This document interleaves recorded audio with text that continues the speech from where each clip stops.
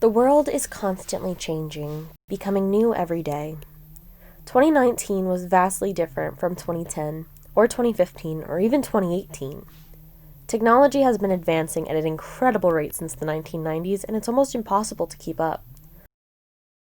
The way we consume media is changing. The way we eat, the way we travel, the way we think.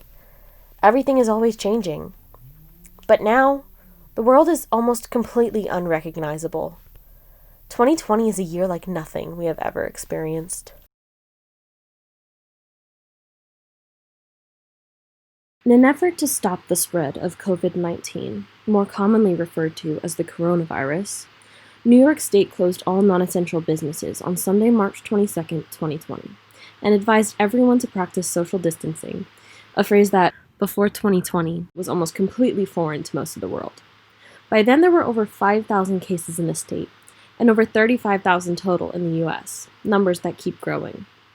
Since then, there have been more measures added to keep people safe, including mandatory masks when in a public place.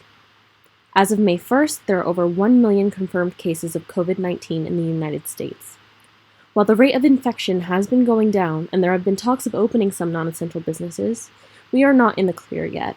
It is important to keep practicing social distancing in order to keep everyone safe. Unfortunately, there have been protests against these measures, people who don't understand why this is necessary. While this pandemic affects all of us, the people closest to it are our healthcare workers on the front lines, doing everything they can to take care of the sick and protect the rest of the world. My name is Regina Ambrosini. I am a respiratory therapist, and I am the director at Vassar Brothers Medical Center. I've worked there for 26 years. A typical workday before the health crisis was a huddle with my team in the morning, basically a respiratory therapy team, worried about budgets and scheduling and supplies, making sure that they had everything to take care of their patients. My biggest problem before the pandemic, I think then it was probably getting capital equipment to expand services. We do pulmonary function testing in our department, and we have one laboratory that does the testing, and the demand for that causes patients to wait over a month for an appointment. So I had put a plan together and presented it to buy new equipment to create a second laboratory. Then we were finally ready to do some education right before this all happened. A day now that the pandemic has hit is all about troubleshooting and thinking of problems that may occur, always making decisions, always trying to come up with a new plan and to address new problems. Just when you think you've answered every question and thought of every possible scenario, there's a new one, and you have to come up with a new plan. I think our biggest problem is the fact that this is not going to go away, and now we have to develop a long-term plan of how we're going to take care of these patients that are chronically ill, that require long-term care, and there's no long-term acute care facilities in New York State. And normally patients are sent out of state, but we don't have a large volume, but now we're going to have to end up keeping these patients and taking care of them, and we have to come up with a plan of how to do that. The closest long-term acute care facility is in New Jersey or Massachusetts. When they're COVID positive, there's just not a lot of opportunity, a lot of places to accept them at this point in time. Everybody has a lot of fear. And plus the fact that the volume is higher, there's just so many beds in those facilities. I don't know if they're all full right now, but we're anticipating quite a few long-term ventilated patients. I think we started preparing, and we have a lot of processes and a good decision-making hierarchy, and we are better prepared than other hospitals in the area. We were able to get ventilators, get disposable equipment to run the ventilators. I was a little worried about that in the beginning. Our purchasing department really works well with us, along with Biomed, to really get the equipment and things that we need. And our leadership supports whatever we need to get, they'll try to get for us. So the transition from before pandemic to current is, for respiratory, is pretty huge. Before they would have time to assess their patients and make therapy recommendations. And we had a very limited number of intensive care beds. And they would usually be paired up in the intensive care unit with one other therapist, and they would take turns and do their therapy and have somebody over there all the time take care of the ventilated patients. And now we have 4 COVID ICUs, and we try to pair up the therapists, and they go in their gear and they're in there for hours. They don't come out until we can break them, and they get their 15 minutes and then maybe sometimes longer, and then they'll go back in for another couple hours. They come out for their meal break, but there's always somebody in there, and they're always in full gear. It's different emotionally for them. It's pretty stressful. When you go into a COVID area, the way we have it set up at Vassar, there is a donning and doffing assistant. It's usually a patient care technician that sits there and helps you dress to go in, and then helps you undress when you come out so you don't self-contaminate. So when you go in, you wash your hands, you put on one set of gloves, then you put on a full surgical gown that covers you all the way around. You have booties on your feet over your shoes. They're like slip covers almost. And then you have something on your head. A lot of people wear a surgical cap. Then you have a second set of gloves. You have your N95 mask, which fits, you're fit tested for. It's very close fitting to your face, so there's no leak. They test you once a year, and they make you put on the mask, and then they put this thing over your head. It's almost like a tent for your head, a hood, and then they squirt in this saccharine mist, and you have to breathe, and if you can taste it, there's a leak in your mask. So you have to do that procedure until there's no leak in your mask.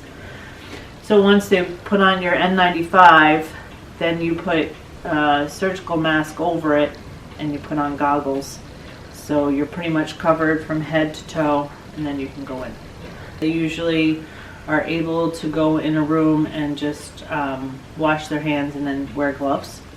Sometimes if the patient has something that they need isolation for, there's other types of diseases that we need to put on isolation for. It's a gown, a mask, goggles, and gloves. It's a different type of gown because it ties in the back, and it's short term. It's more like a plastic gown because it's a short term thing, and they're not in there for hours. They go in and do their care, and then they can come out of the room. For the transition into pandemic, I have treated some patients, but for the most part, I don't treat the patients because I have to coordinate. We were short-staffed in respiratory today, and my staff will work extra hard to not have me go into patient care areas. They realize that I'm their leader, and they try to do anything they can to keep me from doing patient care, even though I don't mind doing patient care, and I'll do whatever I need to help them. Today, while they took turns and my supervisor went in and helped relieve them to give them a break from their PPE and their workload, I helped in the command center. We have a command center, and helped to develop plans of what we do once we have to vacate the areas that we're in, because they're obviously used for other things under normal circumstances. So we have 4 extra ICUs that we have to figure out when can we start to close them and go to a more normal mode of operation. I think that there'll always be things to troubleshoot and come up with new plans, because even today we're still struggling with some of the long-term patients that we're going to have and that are positive, and how are we going to deal with them on a long-term basis, because the things that we do now in the acute arena will not apply.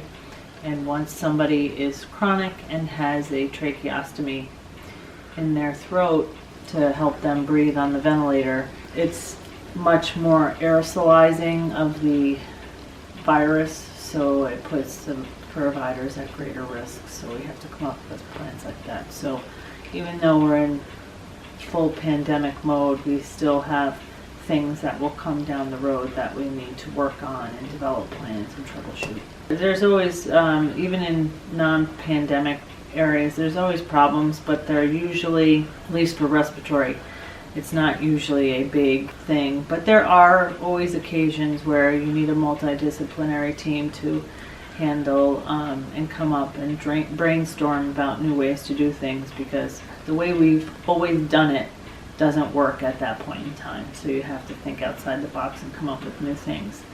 But during this pandemic, I would say it's really the most out of the box thinking we've ever done. So it will change the way we work in the future, and it will make us, I think, always think and brainstorm better, because we've had to come up with things that we just never thought possible before. And it will make us better in the future for handling problems that may arise and that we need to come up with solutions for. What do I think the world and the hospital will look like? It's hard to say, because we're not even on the downside, I don't think. I think it's down a little bit, but I'm afraid that there'll be a surge once everybody goes back to normal life, because I don't feel that people realize how non-compliant they are when it comes to, things like wearing a mask. Oh, they think because they have gloves on, they can touch everything, but it's not the same. You can wear gloves, but you have to constantly still wash your hands in between and things like that. So I think the hospital will be a much different place, because we're always going to have COVID patients. It's almost like we'll probably need a COVID unit for ventilation, which requires more staff, which requires more nurses, more respiratory therapists, more everything, more environmental, whatever.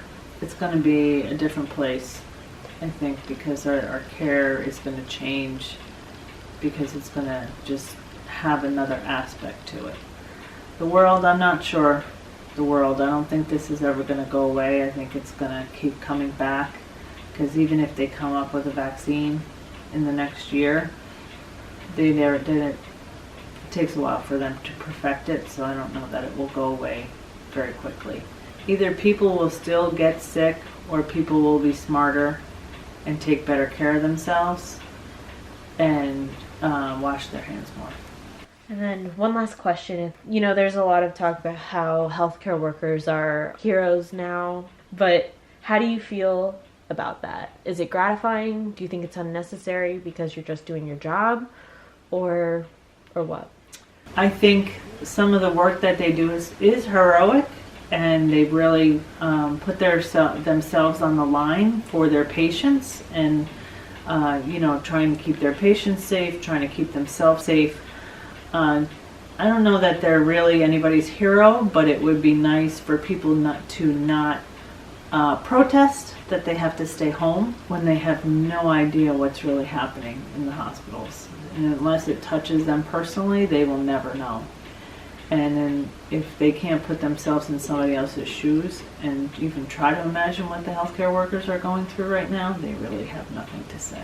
So you would prefer action, not words? I think words are good if there really is meaning behind them. So just calling someone a hero but then not wearing a mask out, that's not good. You need to practice what you preach. It's clear that the world will never be the same, that we'll never go back to normal. But it's important to do everything that we can to make the world safe again. This is a group effort, and everybody needs to do their part.